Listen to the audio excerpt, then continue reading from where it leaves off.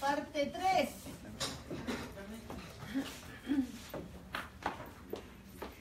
¿Sí? ¿Están listos? Yo les dejé la tareita a los jóvenes en el chat para que vieran los dos capítulos anteriores de Filemón, pero la verdad no sé si lo hicieron esto. No sé si la escucharon, pero no me importa, voy a seguir. Hoy estoy muy democrática. Así que... Muy bien, entonces, hemos visto ya las salutaciones y la introducción de Filemón, y ahora vamos a ver desde el versículo 4. ¿Sí? Hoy vamos a hacer una especie de melange entre todos los tipos de estudios que venimos haciendo. No vamos a hacer el paralelismo porque no nos va a alcanzar mucho el tiempo, pero sí vamos a extraer, con la técnica del paralelismo, vamos a extraer enseñanzas acerca de esta parte del capítulo. Muy bien, vamos al versículo 4 de la carta de Filemón. Para los jóvenes les comentamos que la carta de Filemón es una carta que le escribió Pablo a causa de una metida de pata de uno de los jovencitos, como siempre. Vieron que los únicos que meten la pata en la vida son los jóvenes. Los que somos más grandes ya y adultos ya no cometemos errores. Son malas inversiones. Sí. Pero bueno, este muchachito Onésimo era esclavo de Filemón, y en esa época, algo que hemos visto en la historia es que en esa época, cuando Dios les habla en esa época a la gente de esa época, no puede confrontar las situaciones, porque si no se invierte las situaciones generales de la humanidad, porque si no se convertían en productos políticos. Si Dios hubiera dado una ley donde se abolía la esclavitud, los esclavos cristianos se hubieran armado una revuelta y hubieran dicho, porque Dios dice que nosotros ya no somos esclavos. Entonces se hubiera encaminado la situación por una cuestión política o humana, y no por lo que Dios quería manifestar a través de los cristianos para trastocar, darle vuelta a la historia. Hoy en día nosotros no tenemos esclavitud, ¿cierto? Pero eso llevó un proceso en el corazón de los cristianos. Yo les comentaba que históricamente había una ley que ¿cómo se llamaba? Los grandes. La ley de las 12 tablas, que le permitía a todo grecorromano, miren lo que hacían. Tenían en el mismo nivel a los niños, a los bebés, a los hijos, a las mujeres y a los esclavos. ¿Se acuerdan? Entonces, un papá, avalado por la ley de las 12 tablas, ¿qué podía hacer? Decir si el hijo vivía o moría. El bebé nacía. Se lo sacaban a la mamá en el mismo segundo de nacer, ¿y saben qué hacía? La partera, ¿qué hacía? Lo ponía en el piso. Y la mamá, miren así, chito a la boca, no podía ni quejarse, porque estaba en la misma condición que un esclavo.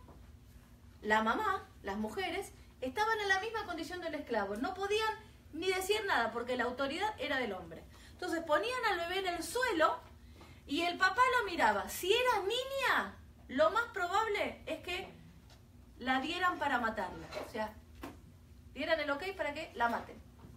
Si el papá estaba en magnánimo, en benevolente, en bueno, lo que hacía era denle de comer. Eso significaba que el resto de la vida, hasta que se dispusiera el momento de que se le daba, se vendía prácticamente a un hombre, solamente esa niña era alimentada. O, en tercer caso, se las dejaba en cierto lugar del pueblo donde había otros que agarraban, era como ir a revolver la basura y a ver qué se llevaban. Entonces se llevaban a la bebé.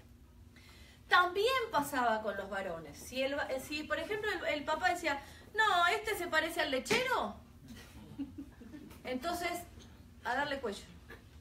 al bebé. Y si el papá se sentía orgulloso de ese bebé, entonces lo levantaba y lo mostraba a todo el pueblo que estaba ahí en el parto, ¿no? Esa era el aval que tenía el papá por la ley de las 12 tablas. En esa misma condición estaba la mujer. En esa misma condición, en esa misma línea, estaban los esclavos. Entonces, los esclavos, mejor dicho, los cristianos también tenían esclavos. Estaba permitido que los cristianos tuvieran esclavos. No era algo como los que nos parece a nosotros ahora, que es algo loco, ¿no? De que un cristiano tenga esclavos, ¿en qué cabeza cabe?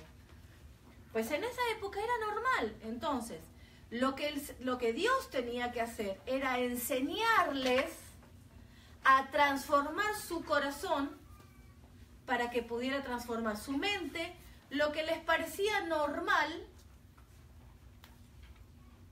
como dice en el Antiguo Testamento, lo bueno se les hizo malo y lo malo se les hizo bueno.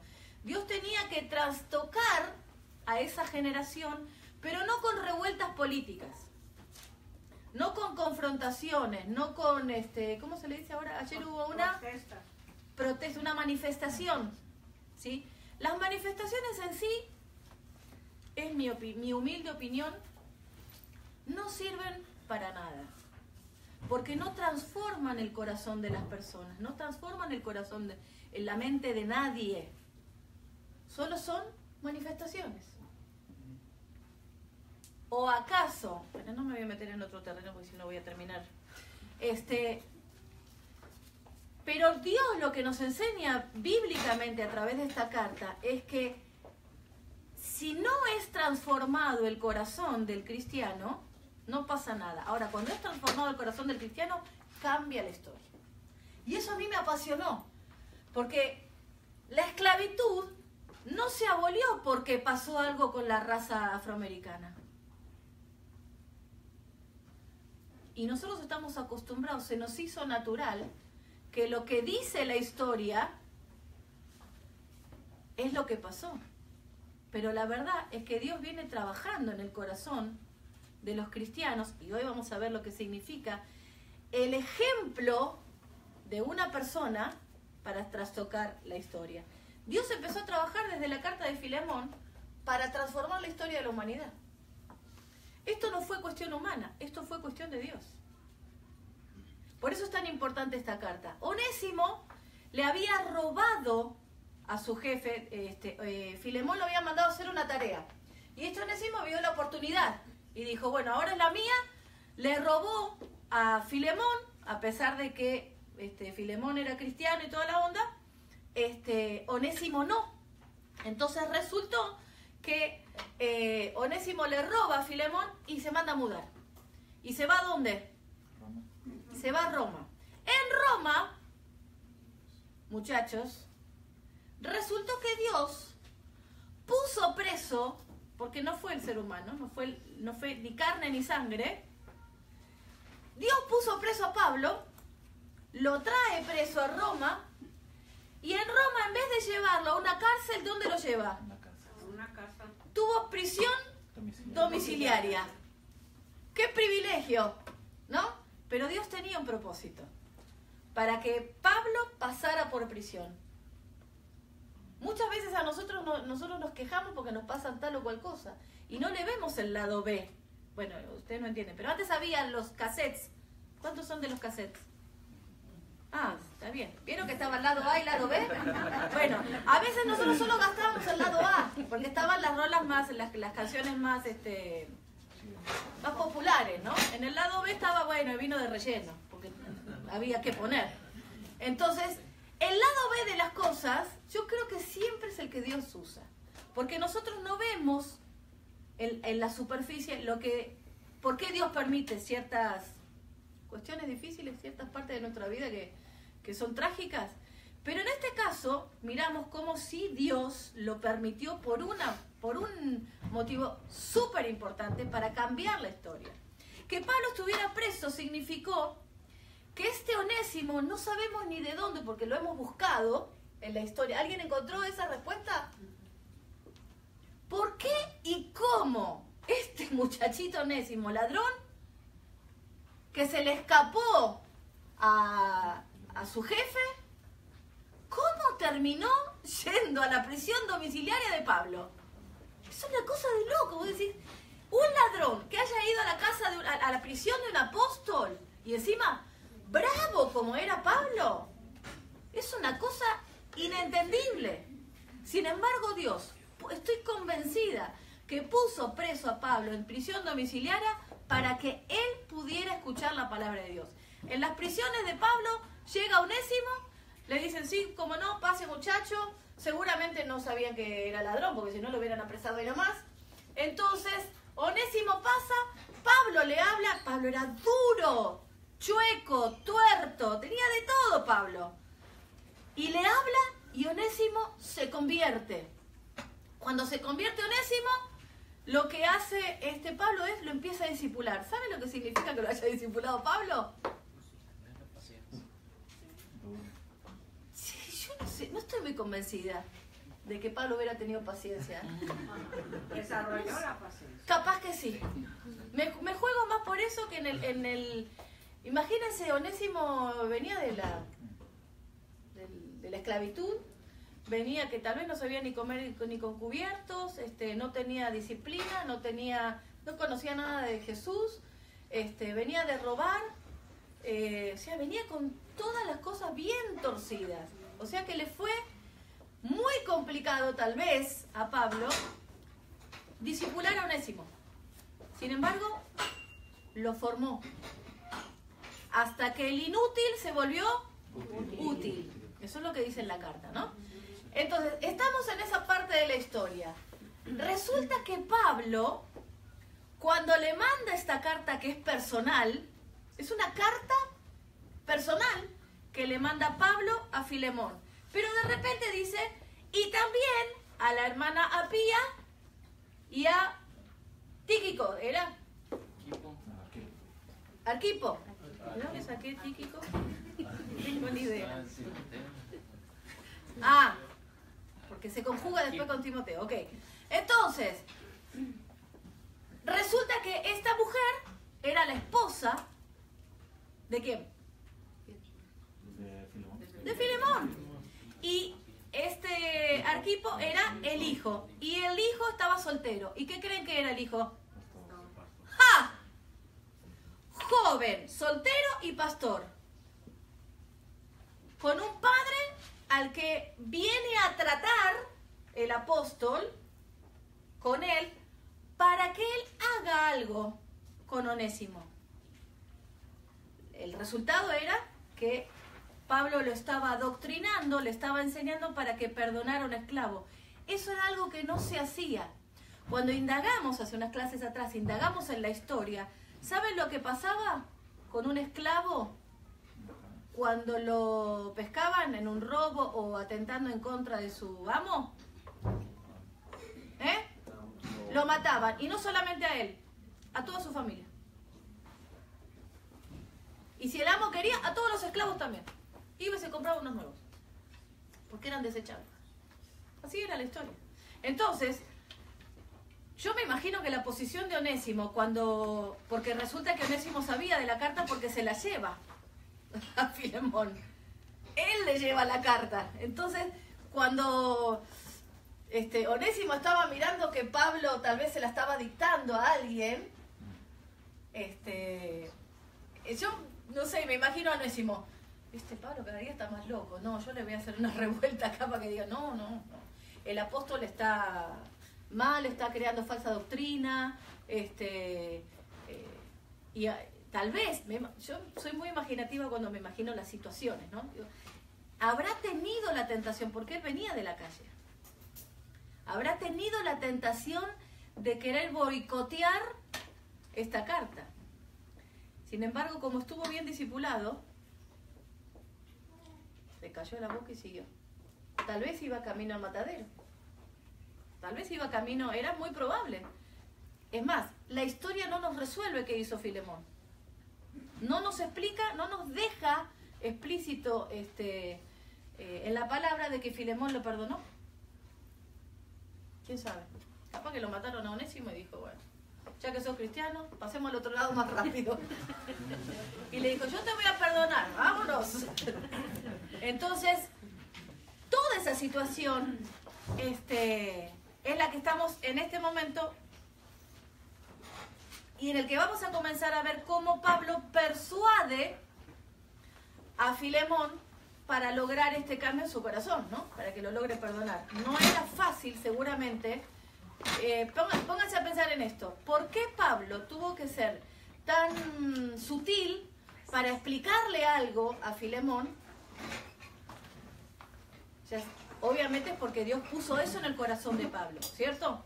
Para no confrontar a la cultura con la religión, porque eso es lo que nosotros no hacemos. Por eso nosotros no nos van a ver nunca incitarlos a hacer una revolución. Porque nosotros no hacemos... Miren, yo tengo hartas canas. Hace mucho, creo que desde los 25 años tengo canas. Que justamente, qué casualidad, empezó con el ministerio.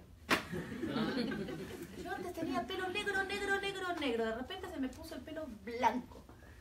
Entonces, no pude hacer que absolutamente ningún cabello de mi cabeza cambiara de color. Tuve que ir a que me ayuden a hacer un proceso donde pareciera más joven.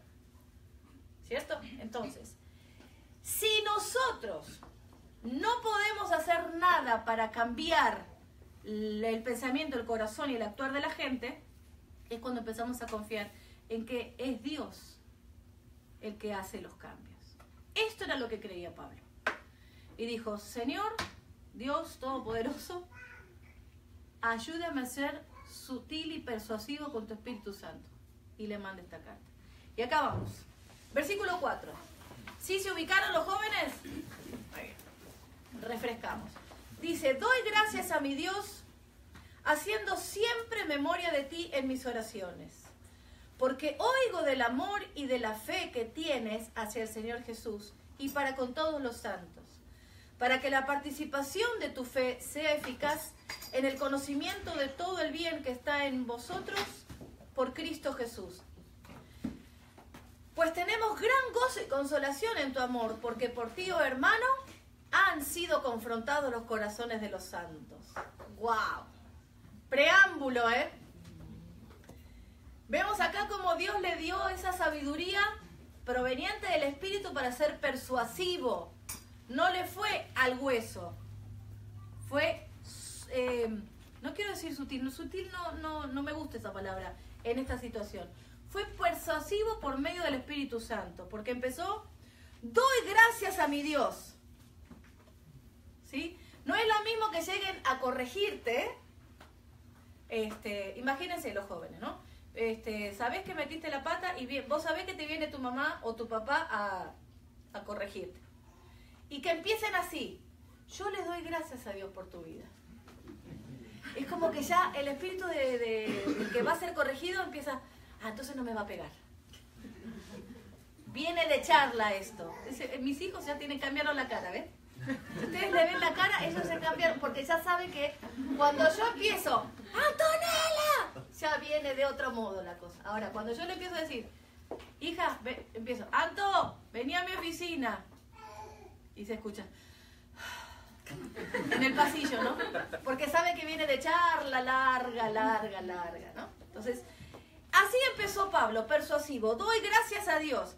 En ese tiempo era tradicional en el mundo grecorromano comenzar una carta con una forma estándar. Vieron que uno cuando empieza, bueno, ahora ya ni se escriben cartas, pero antes empezaba, querido fulano, bueno, las cartas formales eran, por la presente, coma, siempre tenía que haber la coma porque era la siguiente situación, y se terminaba como, le saludo muy atentamente, fulano de tal. Pero se empezaban las cartas formales. ¿De parte de quién? ¿A quién? Y una bendición o acción de gracias. Así que Pablo siguió este patrón. A ver, alguien que busque Romanos 1:8.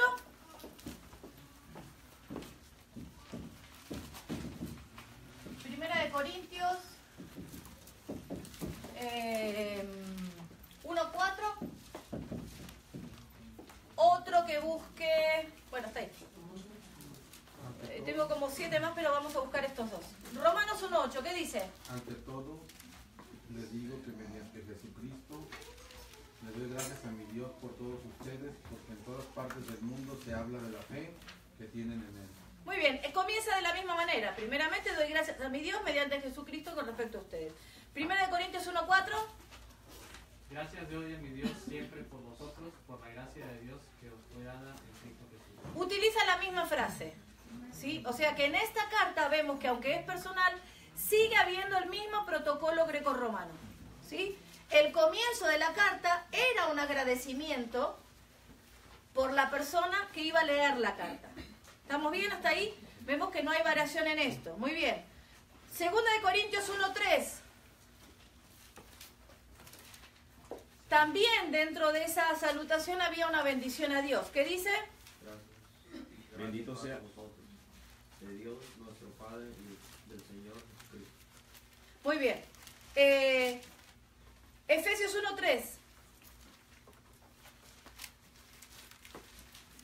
Más o menos es el mismo pasaje. Bendito sea el Dios y Padre de nuestro Señor Jesucristo. Muy bien. Nos bendijo con toda bendición espiritual en lugares celestiales. Así que vemos que hay una estructura aún dentro de las cartas personales, ¿sí? Esto mostraba, ustedes dirán, ¿y para qué vemos esto? Bien, esto mostraba que aunque era una carta privada, personal, que, entre paréntesis, lo que me olvidé decirles es que siendo una carta personal, directamente a Filemón, también le dice y a tu esposa y a tu hijo. Y luego continúa diciendo y a la iglesia que está en tu casa. En la casa de Filemón, aparte, había una iglesia. Y ahí estaba actuando también, trabajando ¿quién? La esposa y el hijo. ¿Sí? Jóvenes, dejen de tontear.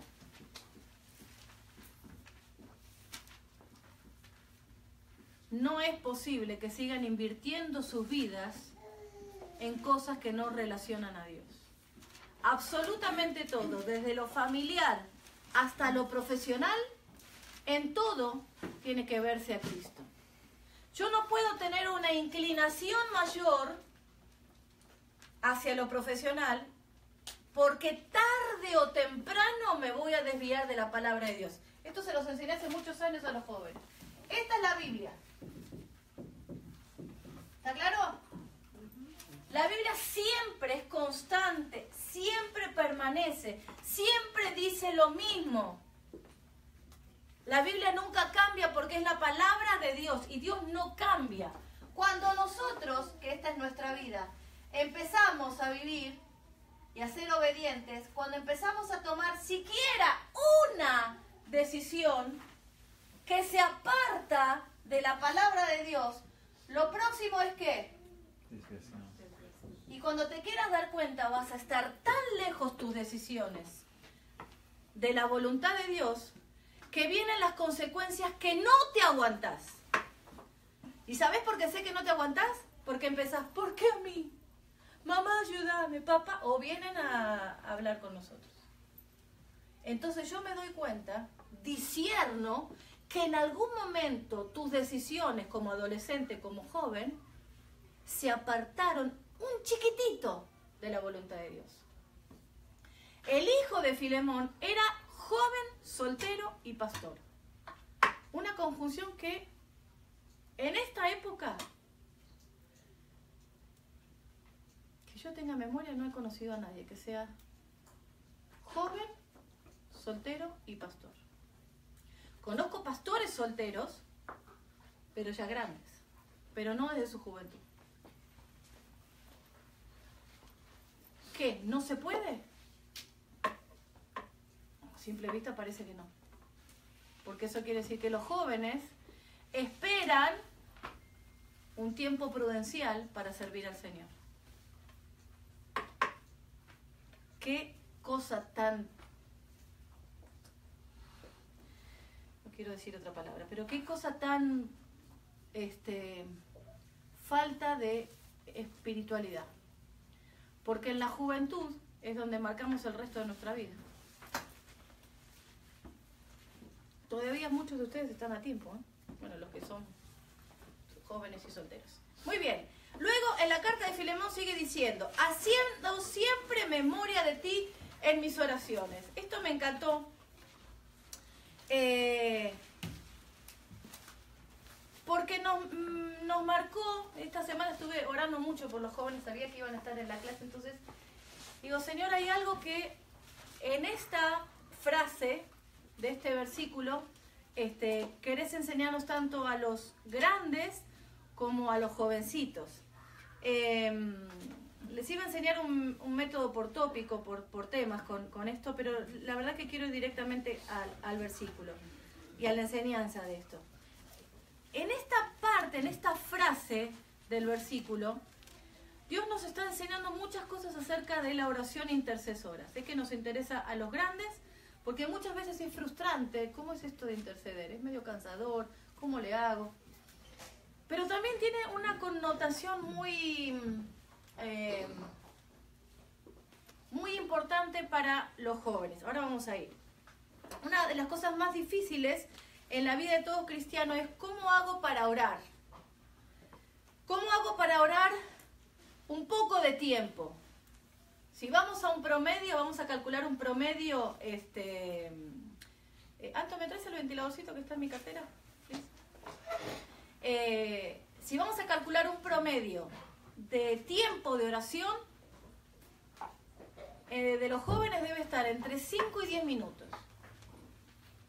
Si hay alguno que ora más, va por buen camino. Pero yo no creo que sus oraciones, al comenzar la mañana, pasen más de los 10 minutos. Algunos no quiero ni que... Bueno, igual no van a estar enfocados, pero ¿alguno ora más de 10 minutos de los jóvenes? Bien, están dentro del promedio razonablemente mal.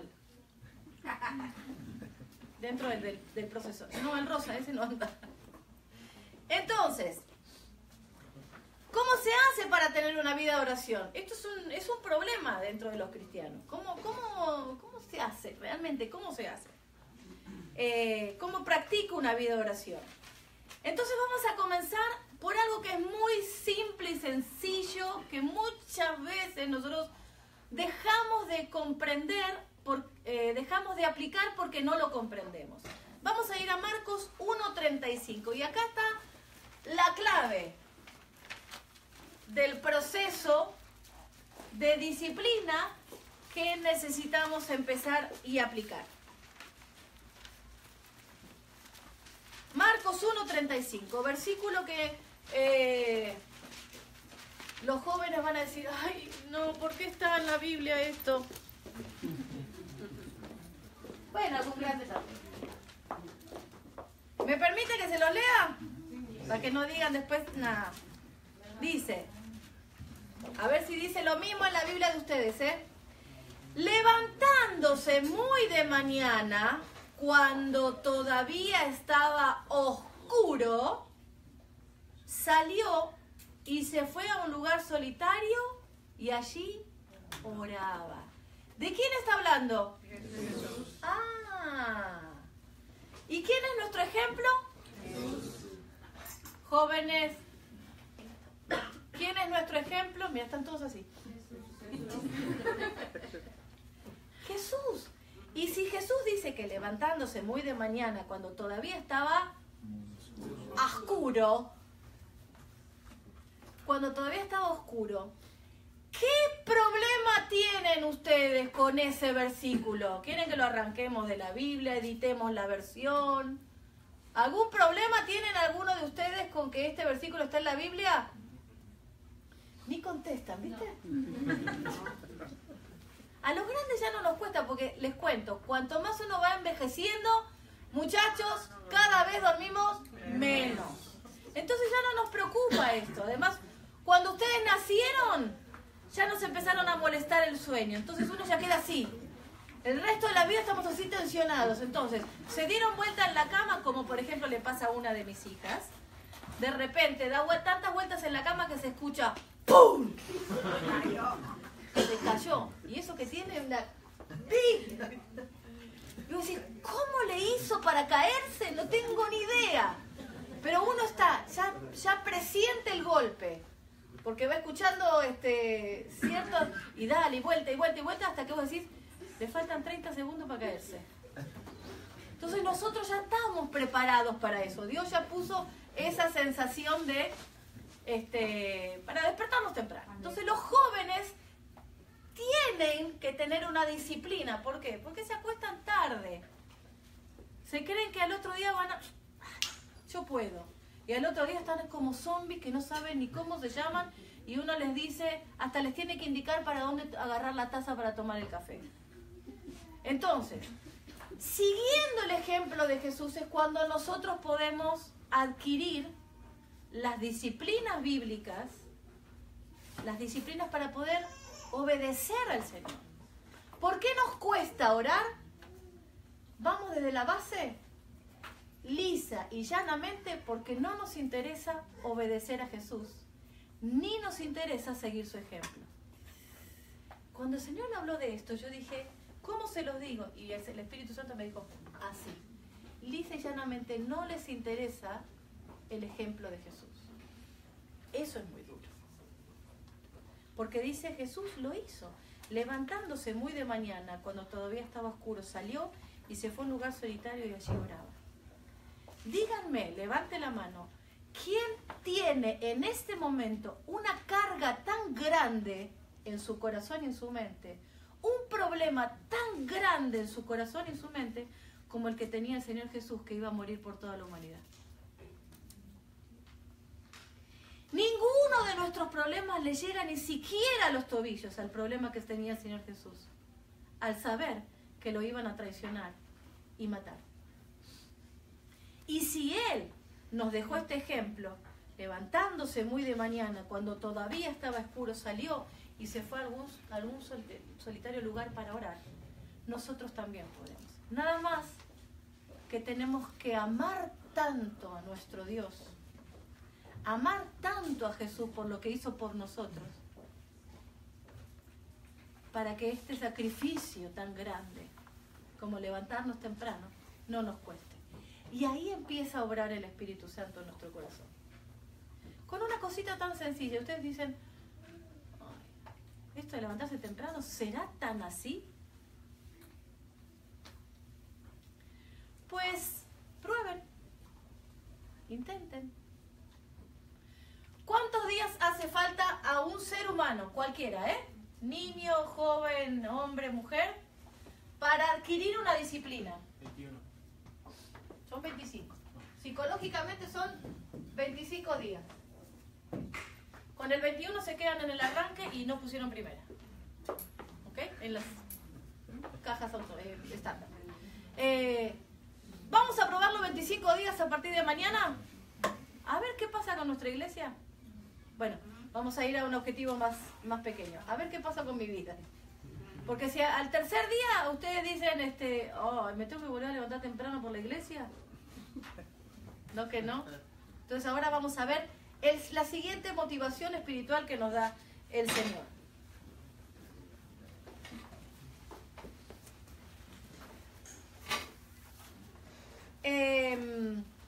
Proverbios 23:7.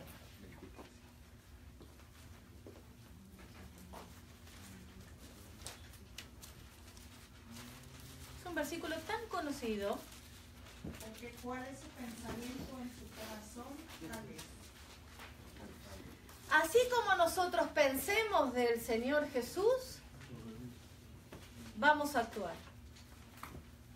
O sea que lo que va a producir esta primer motivación es lo que te vas a dar cuenta. Es una evaluación muy roja, Estamos parados en esta carta de Filemón en una línea muy roja. Porque este principio de intercesión nos muestra qué tanto nosotros pensamos de Jesús. Hay una predicación excelente del pastor José acerca de lo que nosotros pensamos de Jesús. Pero qué tanto amamos al Señor, que queremos y anhelamos obedecerlo y seguir su ejemplo. Porque en este versículo no vemos una ordenanza, ¿cierto? No dice, así como yo me levanté temprano, oscura, para orar, así ustedes hagan. No, nos da su ejemplo. Por eso es importante. ¿Qué tanto haces las cosas porque te obligan o porque tu amor al Señor Jesús? Si sos un verdadero hijo de Dios, ¿lo amás? O sea, si lo amás, tienes que ser hijo de Dios. Ahí hay un buen check positivo, ¿cierto? Si te cuesta obedecer al Señor, es probable porque te falte esta disciplina en los 25 días, ¿ok? Está bien, vas arrancando y te cuesta, está bien, estamos dentro del proceso de desintoxicación. Pero esa es nuestra meta, ¿ok? Adquirir una disciplina de la misma que tuvo el Señor Jesús. Ahora, porque cuál es su pensamiento en su corazón, tal es Él. Nosotros vamos a actuar dependiendo de lo que tengamos en nuestro corazón. Si a vos no te interesa, no te mueve, no te conmueve, no sentís absolutamente nada por obedecer al Señor, no sé ni cómo explicarlo, no te nace, no te sale de adentro obedecer al Señor, ahí hay algo con lo que ya te podés confrontar. ¿Realmente soy salvo? Y yo prefiero que, aunque, mira lo que te digo, aunque hayas sido bautizado y tengas años en el cristianismo, aunque seas un servidor, mira lo que te digo, es preferible darte cuenta ahora si sos salvo o no, a que te des cuenta cuando te hayas muerto y el alma ya haya ido para el otro lugar. Lo prefiero 800 millones de veces. Y les cuento algo que a mí me marcó desde muy chiquitita. Yo estaba en una reunión de jóvenes, se dio el mensaje de salvación, uno de los jóvenes dio el mensaje de salvación y la única que pasó al frente para aceptar a Cristo fue la esposa del pastor. Y todos nos quedamos, la esposa del pastor, la que canta y toca el piano, la que predica, la que dirige, y uno se quedaba. Y a mí, enseguida el Espíritu Santo como un rayo me pasó así por la cabeza, decir, menos mal que se dio cuenta. A los 5 años esa mujer murió. Y Dios le dio la oportunidad de darse cuenta en vida, de resarcir muchas cosas, porque en esos 5 años ella pudo deshacer cosas que había hecho, marcas que le había dejado sus hijos, y se la llevó su presencia. Y yo me quedé siempre con esa idea. Es preferible en vida darse cuenta si realmente sos hijo de Dios. Tengas el título que sea, no importa eso. Lo importante es nuestra salvación. Seguimos. Ahora bien, esta parte del capítulo de Filemón nos enseña a interceder. Y muchos a veces ven este tema de la intercesión, vamos a juntarnos a orar, interceder, cuando el pastor o alguien dice oremos unos por otros, y uno enseguidita vieron que se creó como una, ellos me van a entender bien porque ayer estuvimos hablando de esto, se creó como una sensación de autoridad, aquel que te viene y te impone las manos, ¿no? Te agarra. El que queda bajo autoridad es aquel que recibe, ¿cierto? Bien. Yo me pregunto, las personas que intentan esa autoridad sobre otro, ¿son disciplinados en esto? Porque ¿cómo vas a ser capaz de interceder por otro si ni siquiera sos capaz de confrontarte cara a cara con tu realidad, con tus problemas, con tus pecados, con toda tu persona delante del Señor? Por eso es importante crear una disciplina de oración en primer lugar. Y está bien, no sé orar, no me importa. Me voy aunque sean 5 o 10 minutos, le empiezo. Porque no tiene que ver el tiempo. Tiene que ver con que yo necesite hablar con Dios. Nosotros con mi esposo tenemos unos 2 lindos sillones en nuestro cuarto. Lo pusimos a propósito, bien cómodos. y una mesita en el medio para poder apoyar la taza de café, el mate, lo que sea. Y no nos podemos ir a dormir si no hemos hablado. Hemos adquirido esa disciplina entre nosotros. Yo se los comenté muchas veces esto. Llegó un momento en nuestro matrimonio que de lo único que hablábamos era de la iglesia o de nuestros hijos, ¿no? Y en un momento nos asaltó la idea de decir, ¿y cuando los niños se vayan? ¿De qué vamos a hablar? ¿De qué vamos a hablar? Entonces dijimos, no vamos a hablar más. Vamos a tomarnos un tiempo cada día, no vamos a hablar más, ni de la iglesia ni de los pibes. Y no hablábamos. Nos mirábamos y entonces empezamos, no, eso tampoco por de la iglesia. No, ¿sabés qué, Nacho? No, porque es de los pibes. Llegó un momento que fue crítico para nosotros. Al principio nos reíamos, porque decíamos, no tenemos nada de qué hablar. Y después llorábamos porque decíamos, qué cosa tan terrible. No tenemos nada de qué hablar de nosotros. Entonces empezamos, ay, te amo. Y yo también. Y se terminó la conversación. Es triste. Es triste. Prueben esto de los matrimonios. No hablen ni de los chicos, ni del trabajo, ni de la iglesia. Ni chumé de nadie de la familia. No, es verdad. Porque uno no promueve eso, ¿no? Lo mismo nos pasa con el Señor.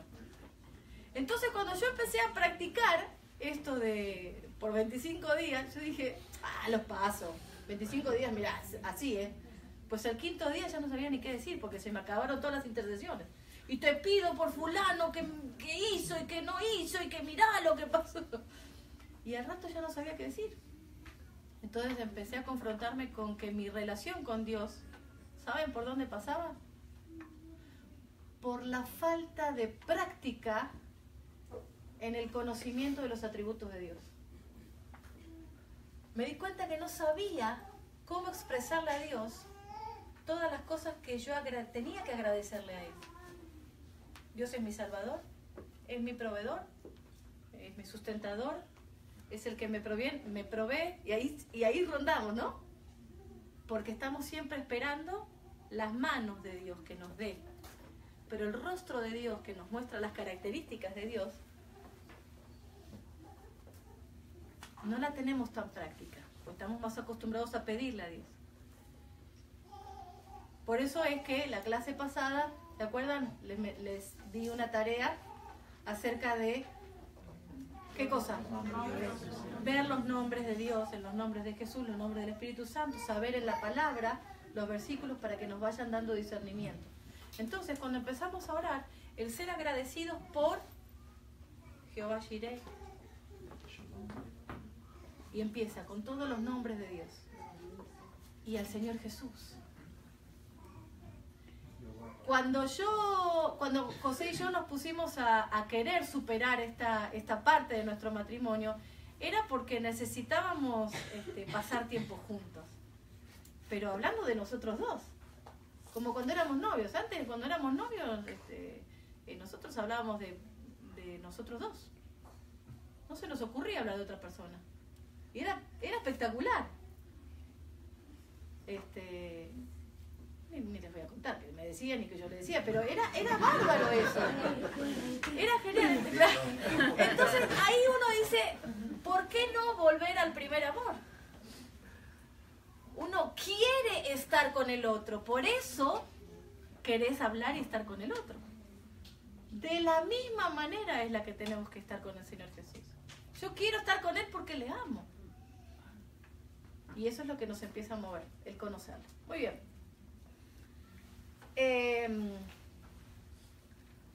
Al orar, dice en Mateo 6, versículo 7, dice, al orar, no digas las mismas cosas repetidas veces, así como la gente de las naciones, porque ellos se imaginan que por su uso de muchas palabras se harán oír. Mateo 6, versículos 7 y 8. Pues bien, no se hagan semejantes a ellos, porque Dios, su Padre, sabe qué cosas necesitan ustedes aún antes de que las pidan. Muy bien. Vamos a poner que ya hemos conseguido estos 25 días de oración ¿Cómo se sigue con esto? Esta es la primera disciplina que nosotros tenemos, ¿no? Empezar a orar desde la mañana temprano. ¿Y por qué de la mañana temprano? Bueno, hay una posición psicológica en el por qué nuestra mente está más fresca a la mañana, pero no nos interesa. Se las podría definir, explicar, y ustedes dirían, guau, que está muy bueno, es razonable. Pero a mí no me interesa que razonemos la cosa, sino que sigamos el ejemplo de Jesús, porque eso es lo que nos va a hacer permanecer. Porque el razonamiento humano, dentro de poco, se vuelve humo y nadie le lleva el apunte. En cambio, al obrar del Señor Jesús, los cristianos queremos hacerle caso al Señor. Muy bien. Entonces, ya está. Hemos entendido que necesitamos orar y tener una relación con el Señor. Hay una posición que el Señor nos deja en el libro de Éxodo acerca de cómo, cuál es la actitud, la correcta actitud para ser un buen intercesor. Y créanme que después de esto, hasta los hermanos que están en el grupo de oración de la mañana, la van a pensar 2 veces. Pero es la realidad de lo que nos muestra la palabra. Éxodo capítulo 17. Y vamos a leer un párrafo. Desde el versículo 8. Éxodo 17, desde el versículo 8. ¿Listos? Dice, aquí están los amalecitas peleando con los israelitas peleando contra los amalecitas. Eran 2 pueblos. Los amalecitas salieron a pelear contra los israelitas y la batalla tuvo lugar en Refidim. Allí Moisés le dijo a Josué, elige algunos hombres y sal a pelear contra los amalecitas. Mañana yo estaré en lo alto del cerro. Vayan imaginándose la posición, ¿eh? Le dice Moisés, yo mañana voy a estar en lo alto del cerro, una montañita, sosteniendo en la mano la vara que Dios me dio para castigar a los egipcios. ¿Se acuerdan de esa vara? Que tocó el Mar Rojo, se abrió y entonces tenían columnas de agua y cuando Dios le dio la orden a Moisés, Moisés hizo ¡trac! Y se murieron todos los... Muy bien.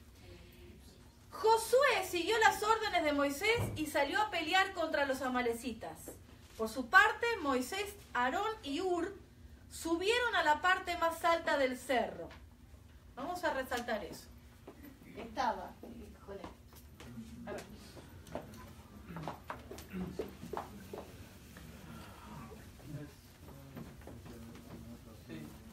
Estaba en la montaña, estaba Moisés con una vara, bueno, vaya a saber cómo era la vara. Estaba Aarón y Hur. Es con H, ¿no? Sí. Muy bien. ¿Estamos ahí? Sí. Esto es muy figurativo para los jóvenes, para que después no digan, no entendí nada. Muy bien. Por su parte, Moisés, Aarón y Hur subieron a la parte más alta del cerro. Mientras Moisés levantaba el brazo, ¿qué tenía en el brazo? Muy bien. Tenía la palabra de Dios. Los israelitas le ganaban la batalla a los amalecitas, pero cuando lo bajaba, los amalecitas le ganaban a los israelitas. Y Moisés comenzó a cansarse de mantener su brazo en alto. Así que Aarón y Hur le pusieron una piedra para que se sentara. Párense ahí. Retrocedamos. Moisés comenzó a cansarse de mantener su brazo en alto. Y así que Aarón y Hur le pusieron una piedra. ¿Qué dice la Biblia? ¿Qué tenía cansado? Y estos dos vienen y le ponen una piedra para que se siente. No, hombre. ¿En qué cabeza cabe que si te duele el brazo, te van a hacer sentar? ¡El brazo sigue acá! ¿Saben lo que me mostró esto? Que estos dos muchachos tenían discernimiento. Porque lo más lógico que hubiera pensado Moisés es, muchachos, sosténganme el brazo que me duele. Pero ellos le pusieron para que se sentara, pensando en el total del siervo, en el complemento de Moisés. Si él se está cansando en su brazo, es muy probable que dentro de poco le flaqueen las piernas. El intercesor tiene esa característica, como la tiene el pastor también. Prever el problema. Pero eso viene con el discernimiento que Dios te da a través de la palabra. Bien, seguimos. Van siguiendo esa posición, ¿no? Está Moisés ahí y vienen estos dos y le ponen una piedra para que se sentaran. Y ahí ellos fueron a su responsabilidad. Porque seguramente, dice, no, vamos, ya me adelanté, es que me encanta este pasaje. Y se colocaron uno a cada lado para sostener en alto los brazos de Moisés. Así lo hicieron hasta el atardecer. Aquel que entiende la intercesión, el orar por otros, entiende también que hay un gran sacrificio, o debiéramos entender, el enorme sacrificio vivo que tenemos que tener a causa del otro. Siempre van a estar los demás, los servidores, el pastor, mis hermanos, antes de mi propia necesidad. Pero también son previsores, porque ellos le pusieron una piedra para que se sentara Moisés. Porque seguramente dijeron, si nosotros le sostenemos el brazo, vamos a tener que dejarlo de sostener cuando le flaqueen las piernas para ir a ponerle algo para que se siente. Porque de esta actitud depende todo lo que están ahí abajo, si los van a matar o no. ¿Entienden la profundidad de esta situación física del sacrificio? Ahora bien, vamos a traspasar esto haciendo el paralelismo, ¿eh? ¿Se acuerdan? El paralelismo era, aprendo algo de la palabra, lo aplico a la vida personal. ¿Sí? Bien. Vamos a trasladar esto a la práctica. Estás intercediendo por un hermano. A ver, vamos a ponerlo en un léxico más evangélico. Estoy orando por vos, le mandás un mensaje. Estoy orando por vos. Sé que estás pasando por necesidades. Muy bien. Está bien que oremos. Pero esto nos mostró esta situación. Mientras estaban acompañando a Moisés al monte, a la colina, eso fue el mensajecito. Te acompaño en oración.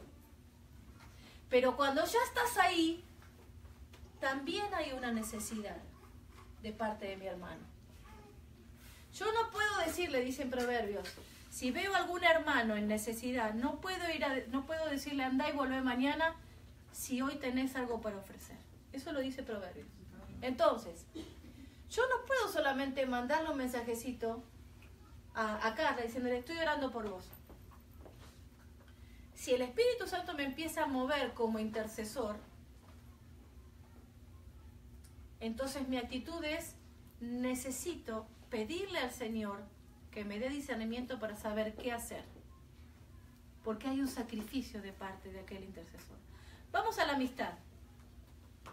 Si estás orando por un amigo, los varones, están orando por un amigo. Hay una actitud que debiera haber de un varón para con otro, de un muchacho para con otro, en sacrificarse para que en el momento de prueba de tu amigo, vos estés presente. Ver cuál es su necesidad futura. La necesidad futura que puede tener Carla en un momento es evitar hacer ciertas cosas. Entonces yo ya me prevengo que durante, voy a poner una meta corta, un mes, no me le despego a Carla. Eso es algo sacrificial a futuro.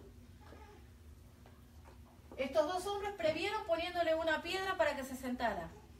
Discernimiento. Ver más allá de lo natural. Pero también, cada día, voy a tener que hacer un doble sacrificio, sabiendo que las cosas que yo tenga ganas de hacer, o mis deseos, o aún mis necesidades, no las voy a poder cumplir, o van a quedar a un segundo plano, porque yo voy a acompañar a Carla a todos lados. Por ejemplo, los domingos tengo siempre algo que hacer con algún otro, ¿no? Tengo ganas de ir a comer acá, voy a comer allá, ya pensé en esto, en esto. Pero como Carla me necesita, pues todos los domingos me voy a ir a comer con ella. ¿Dónde le gusta comer e ir a Carla? Pues se va a los tacos a comer un chile, pero así súper recontra picante. Y a mí me cae de la patada el chile, pero bueno, la acompaño. No lo voy a comer, pero la acompaño. El intercesor no solamente ora, sino que actúa. Vamos otra vez al versículo. Se colocaron uno a cada lado para sostener en alto los brazos de Moisés. Así lo hicieron hasta el atardecer. No fue un ratito, ¿eh? Fueron horas. ¿Quién sostenía los brazos de ellos? Nadie, ¿no? No lo mencioné. Y de este modo, Josué pudo vencer a los amalecitas. Y me encantó el versículo 15. Allí Moisés construyó un altar y lo llamó Dios es mi bandera. ¡Wow! Quedó una marca. Quedó una marca en Moisés por lo que hicieron los intercesores. Y quedó una marca física también, donde sucedió esto. Los intercesores están apartados de las multitudes, pero presentes ante los ojos de Dios. Levantan los brazos de los líderes, de los pastores, de los servidores, de los esposos, de las esposas, de los amigos. Mantienen un clamor constante delante del Señor por la iglesia, por los hermanos. Y miren lo que dijo Charles Finney. Dice que él iba acompañado en todos sus viajes por un intercesor llamado Abel Clary. Y él escribió esto, Finney escribió esto de este hermano. Dice, Mr. Clary se quedaba allí y no se iba hasta que yo no hubiera acabado. Nunca apareció en público, pero se entregó enteramente a la oración. Mi ministerio, el ministerio que Dios me dio, impactó positivamente en muchos países, pero no lo hice solo. En Job 16 dice, mi intercesor es mi amigo, para que interceda ante Dios en favor mío, como quien apela por su amigo. Entonces empecé a investigar un poquito en algo que el Señor nos dejó en la palabra, y es algo muy físico y visible. Cuando nosotros hablamos de, vamos a Ezequiel 22:30, para que vean la figura. Ezequiel 22:30.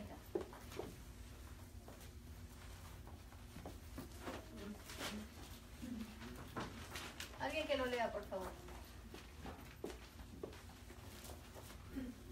Busqué a alguien que pudiera reconstruir la muralla de justicia que resguarda el país. Busqué a alguien que se pusiera en la brecha de la muralla para que yo no tuviera que destruirlos, pero no encontré a nadie. Muy bien. La brecha, ¿saben lo que es la brecha? Un camino, vereda. Un camino. Muy bien. Brecha le decían a esta distancia entre los muros. Era exactamente como la distancia como para que pasara un hombre. En algunas muros era no para que pasara el hombre así, sino así. O sea, eran chiquititas. Entonces, ¿Se podría llamar callejón? también, porque los muros no eran finitos. En México le llaman entre un terreno y otro terreno, así, los montes. Le dicen, cabe apenas un burro, o sea, claro, un animal, un caballo. Y se llama brecha. muy bien. Entonces, es exactamente la distancia como para que se ponga una persona o para que camine una persona, o un burro, que es lo mismo.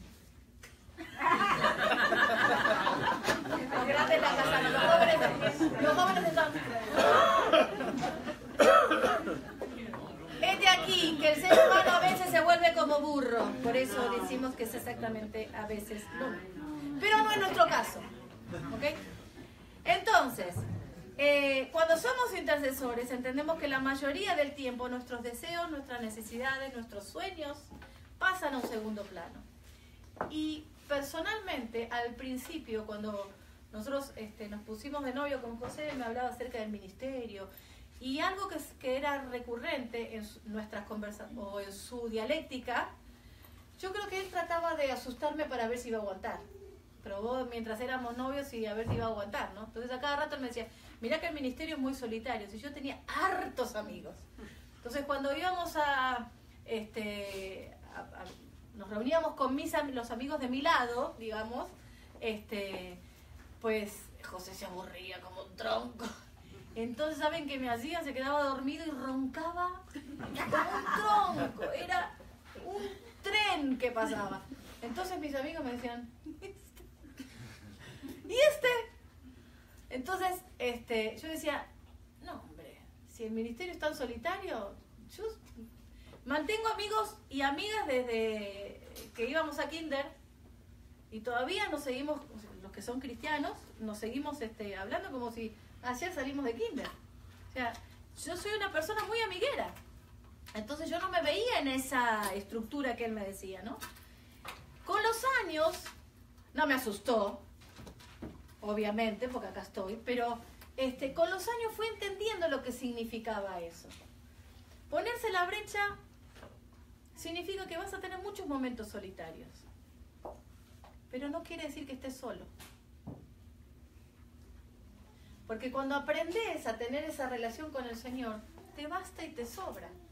No necesitas una amiga para contarle todos tus cuitas, todos tus dolores, y lo que me hacen y que... Cuando empezás a entender que llevas tus pensamientos cautivos a Cristo, es mejor que contárselo a alguien y serle de piedra de tropiezo, entonces te resulta hasta menos gravoso, hasta menos carga sentís, porque aprendés a dejar esa carga como burro, en vez de llevártela como burro, terco, dale, que no, yo me llevo mi dolor porque así me enseña a no volver a confiar en nadie. No, esto lo vimos en algunas otras enseñanzas. Amar implica intrínsecamente, está dentro del paquete de amar, viene el que vas a sufrir.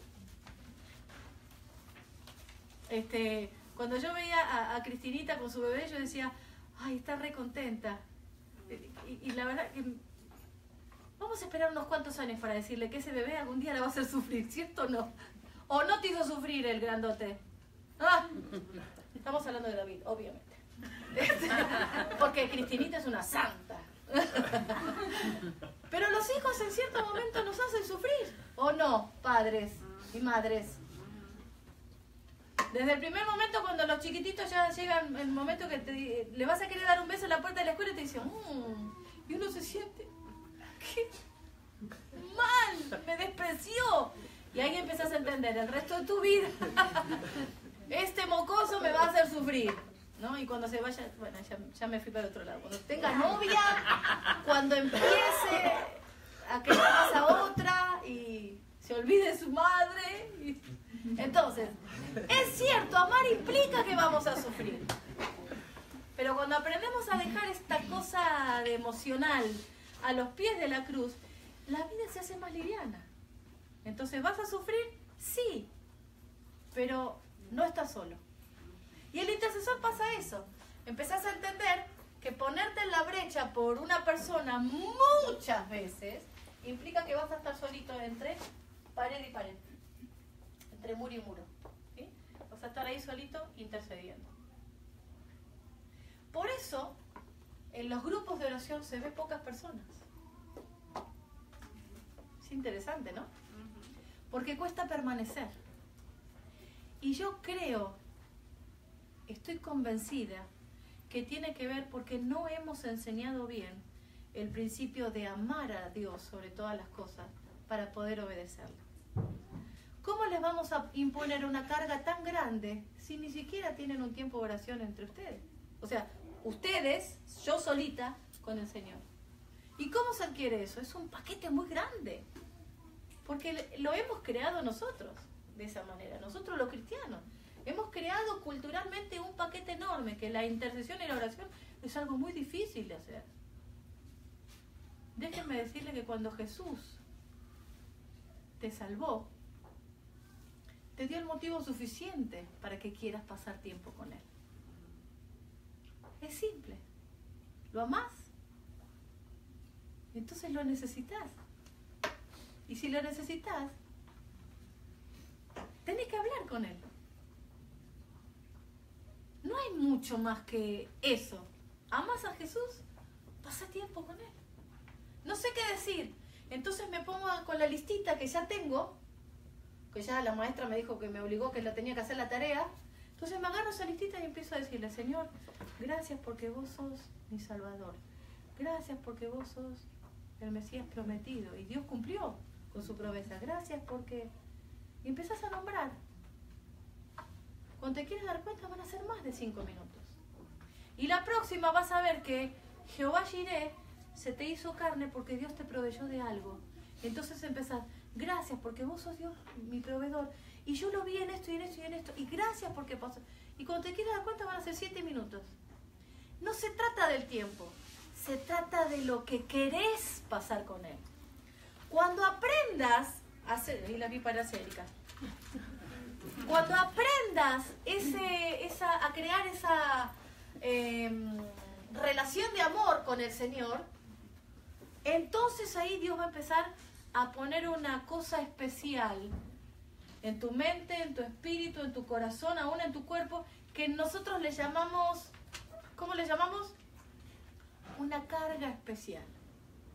Y te empezás a despertar de noche. Y decís, ¿y ahora? ¿Qué onda? En vez de ponerte a comer, a mirar el Facebook, a mirar televisión, a pelear con tu marido porque ronca, a ir a ver, a recorrer la casa, a ver si están todas las llaves, las puertas cerradas.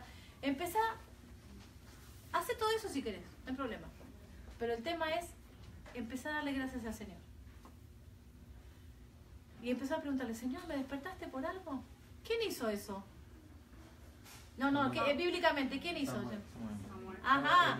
La primera vez que dijo, se fue con un ser humano y le dijo, ¿y ahora qué? ¿Por qué me despertaste? Yo no te desperté, andate a dormir. Mirá la contestación del profeta, ¿no? No me molestes. Estaba muy espiritual. Entonces, fue la segunda vez y dijo lo mismo. Y el profeta le dijo, anda a dormirte, che, no me molestes. Y después, hasta que se dio cuenta, ¿no? Y dijo, cuando vuelvas a escuchar, vos decís, heme aquí. Y cuando ustedes empiecen a desarrollar esta disciplina de oración privada, única, ustedes solitos con el Señor, cuando el Espíritu Santo los empieza a despertar, se van a dar cuenta, lo van a percibir. Se van a dar cuenta, el olor va a ser reconocible, porque ya conocen más íntimamente al Señor.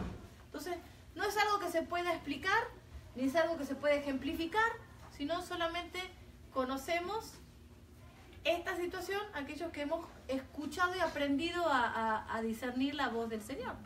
Puede ser por medio de que te despertás, por ejemplo, a mí me ha pasado de que me despierto y al principio yo decía, ¿y esto por qué? Entonces de repente me vino una canción. Entonces empecé a cantar la canción en mi mente y el Señor me empezó a decir algo. O tal vez me desperté pensando en una persona o en un versículo. Pero Dios actúa de diferentes maneras porque es amplio, todopoderoso, creativo. ¿Ok? Bien. ¿Cómo el Señor puede motivarnos para ponernos en la brecha? Vamos a buscar Josué 24:15.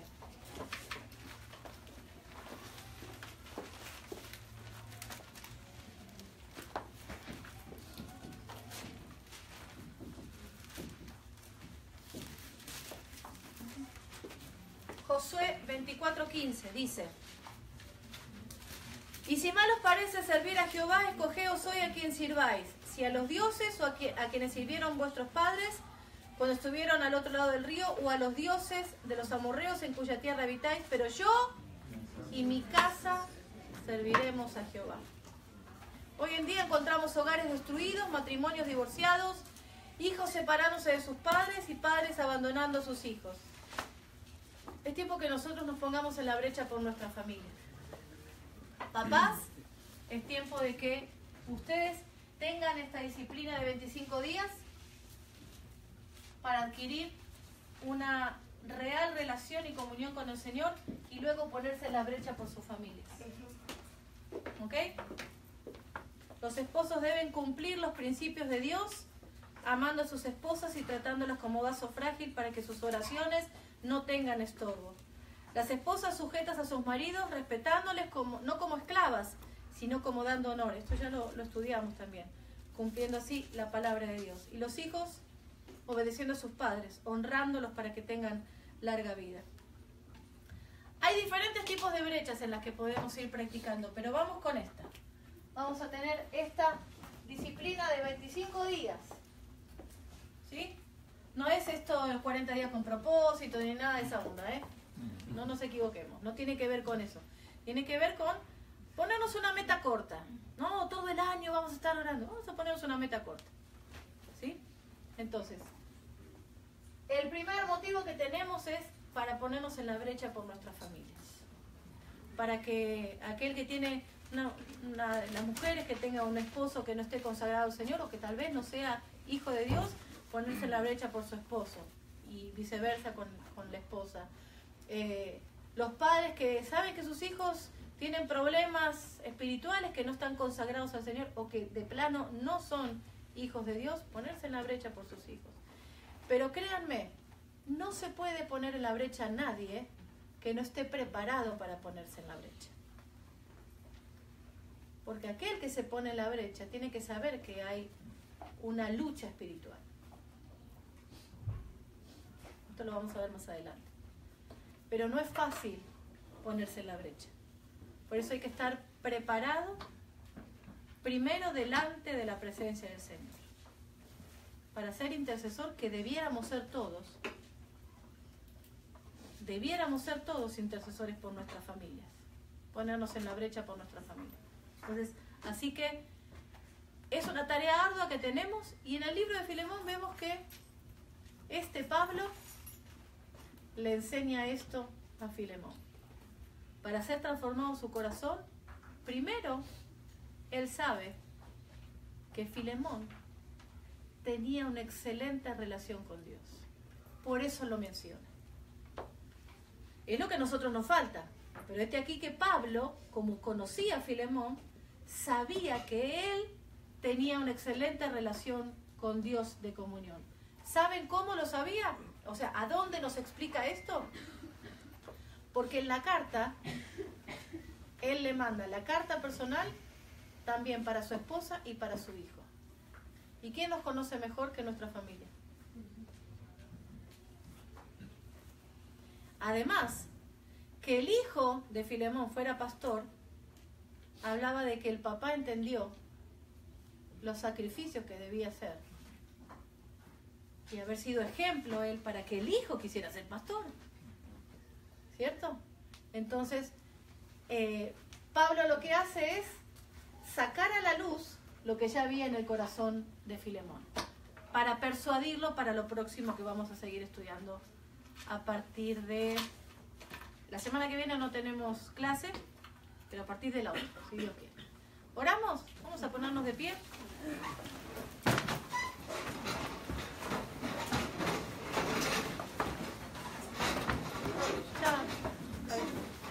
Ori, ¿nos dirigís en oración, por favor? Dios, te damos muchas gracias